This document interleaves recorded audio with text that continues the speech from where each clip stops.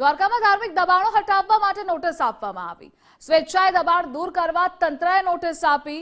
ધાર્મિક દબાણને નોટિસ આપતા જનતામાં રોષ। કોંગ્રેસના નેતા પાલ આંબલિયાએ સરકાર સામે પ્રહારો કર્યા। તો ખંભાળિયામાં વીએચપી દ્વારા કલેક્ટરને આવેદન આપી વિરોધ કર્યો। દ્વારકામાં 35, કલ્યાણપુરમાં 106 ધાર્મિક દબાણને નોટિસ આપવામાં આવી છે। ખંભાળિયામાં 340 અને ભાણવડમાં 59 દબાણને નોટિસ પાઠવાઈ।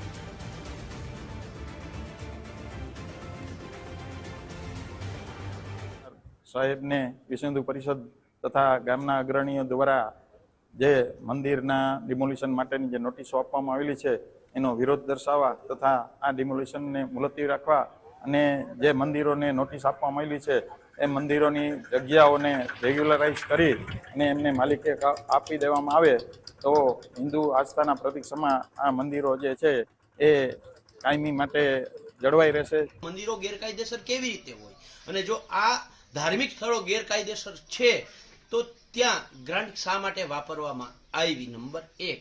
નંબર 2, જો સરકારને દબાણો જ દૂર કરવા હોય તો દ્વારકા જિલ્લાની અંદર ઘડી કંપની જે આવેલી છે એ રાજમાર્ગો દબાવીને બેઠી છે, એને દૂર કરવાની હિંમત આ પ્રશાસન કરશે ખરું? એવી જ રીતે વિન્ડ ફાર્મ કંપનીઓએ જે જગ્યાએ એમને જગ્યા મળી છે એનાથી બીજી જગ્યાએ વિન્ડ ફાર્મ કંપની વિન્ડપોલ ઊભો કરી દીધો છે, શું એને હટાવવાની હિંમત કરશે ખરી? રાજ્ય માર્ગ, નેશનલ માર્ગ કે ગ્રામ્ય માર્ગ, એ માર્ગોથી એક નિયત અંતરે વિન્ડપોલ ઊભો થવો જોઈએ। એ નિયમોનો ભંગ કરી અને વિન્ડપોલ ઊભા છે અને ત્યાંથી કલેક્ટરથી લઈ અને મામલતદાર સુધી બધા જ પસાર થાય છે, એમને આ પોલ દેખાતા નથી? એને કેમ હટાવતા નથી? આઝાદી પહેલાના જે મંદિરો છે એ તોડવા માટે નોટિસો આપી છે।